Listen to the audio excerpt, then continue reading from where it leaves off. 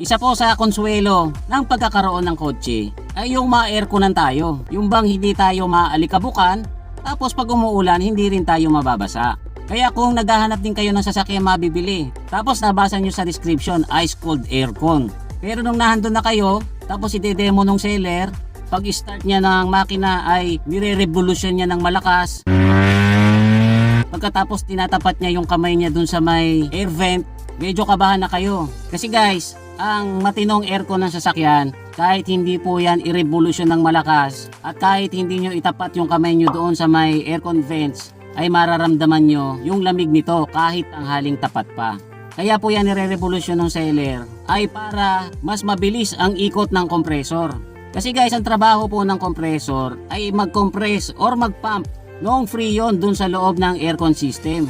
So pagka may diferensya po ang compressor, let's say medyo loose compression na, kailangan po niya ng mabilis na RPM para lang ma-reach niya yung tamang pressure na makakapagpalamig ng aircon. Yan po kasing compressor, parang makina yan, may piston din po sa loob yan. Nakatagalan ay napupudpud din at humihina ang capability nitong mag-compress. Kaya pag nakita nyo na yung idinedemo sa inyong sasakyan ay kailangan pang i-revolution ng malakas, ay magdalawang isip na kayo. Kasi guys, mahal po ang kompresor. Halimbawa na lang po sa Wigo, tiningnan ko po yan sa Shopee kung magkano ang kompresor. At nakita ko po doon na 12K. So pag nabili nyo yung unit na yan, at dinala nyo sa pagawaan ng aircon, papalitan po yan ng technician. So automatically, tatanggalin na po yung freon yan sa loob. Tapos ikakabit yung kompresor. Titingnan din po ng technician yan kung buo pa yung filter dryer at saka yung expansion valve. Kasi pagka barado po yung filter dryer at saka yung expansion valve, kuminsan guys, yan ang nagiging cause para mag-overheat at masira ang kompresor. So pagka sinabi po ng technician na kailangan din palitan yung filter dryer at saka yung expansion valve, dagdag po yan sa gastos. At pagka naikabit na po lahat yung pyesa na yan, kakargahan po ulit yan ng freon. Magli-leak test, kapag okay na po, ay ibibigay na sa inyo ang bill na more or less ay aabot ng 15,000. Ngayon kung medyo nagtitipid naman po kayo at saka masipag kayong maghanap at marunong kayong tumingin ng surplus, pwedeng surplus na compressor ang gamitin nyo. Pero syempre guys, hindi po yan kasing tibay ng brand new. Ang halaga naman po ng surplus na compressor ay nagre-range from 3,000 to 5,000 depende po sa kondisyon. Sakali naman po na wala talagang lamig yung aircon na idinedemo sa inyo. Tapos ang sabi ng seller, lalagyan lang yan ng freon, lalamig na yan. Huwag po kagad kayong kakagat. Hindi po nauubos ang freon ng aircon kung wala po yang singaw. Alam nyo guys, 2 years ago may tiningnan po akong Vios na bibilin sana namin para sa pamangkin ko. Ganyan-ganyan po ang sinabi sa akin ng seller, kailangan lang yan ng freon, lalamig yan. So ang sabi ko sa kanya, pwede na! Boss, palagyan nyo muna ng freon, tapos babalik ako. So ang ginawa po ng seller, nilagyan niya nga po ng freon at kinabukasan, kinontak niya ako. Ang ginawa ko po, nagpalipas pa ako ng 2 araw bago ako pumunta. 3 days later.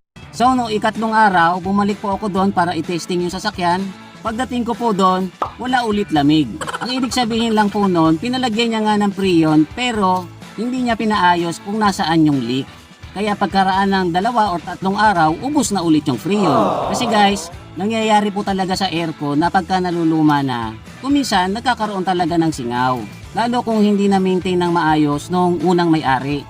Kung sa mga fitting lang nagkaroon ng singaw tapos papalitan lang ng O-ring, hindi po masyadong mahal ang paggawa nun. Pero let's say, ang singaw pala ay sa may evaporator. Yan ang part ng aircon system natin na lumalamig. At nangyayari po talaga kuminsan na nagkakaroon niya ng singaw. Sa Shopee, tiningnan ko ang halaga ng evaporator ng Wigo at ito po ay 2,500. So kung ipapagawa niyo po yan, ire-replace din po yan ng technician. Pagkatapos, malamang na isuggest din sa inyo na palitan na yung expansion valve at saka filter dryer. Para sure na mas maganda ang lamig. Kaya after po niyang gawin, aabutin po yan ng mga 7 to 8,000 pesos. Yan po mga price na ibinigay ko sa inyo ay tansya ko lang. Depende pa rin po yan kung saang shop kayo magpapagawa at saka kung ano ang unit na ipapagawa nyo. Kasi guys, merong mga sasakyan na malalaki katulad ng MPV or mga AUV na mas malaki ang setup ng aircon kasi 2 ang evaporator nito. Kaya mas marami rin po itong freon na kailangan. Tapos iba rin syempre ang price ng evaporator nito.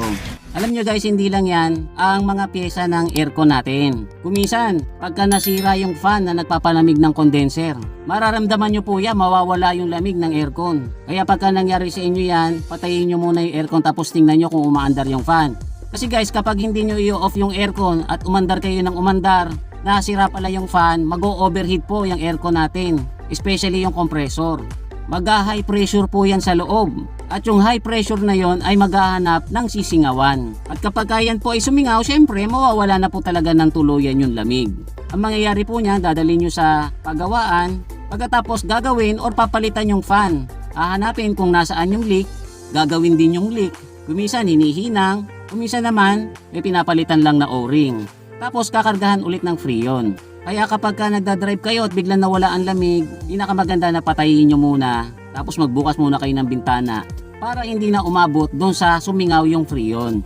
So advice ko lang guys doon sa mga pabili ng second hand na sasakyan. Mas maganda guys kapag bibili kayo, tanghaling tapat para masusubukan nyo talaga kung malamig ang aircon. Kasi kung bibili kayo ng gabi, madaling palamigin yung sasakyan. Pagka po kasi maganda ang kondisyon ng aircon, kahit po ang sasakyan ay nabilad, kaya po yang palamigin. Ngayon pagka nakita nyong hilaw ang lamig or walang lamig, nasa sa inyo na po yan. Kung talagang type nyo yung sasakyan, tumawad po kayo ng malaki-laki. Or sabihin nyo doon sa seller na ipagawa muna niya yung aircon. Or kaya naman, mas maganda, maghanap na lang kayo ng iba.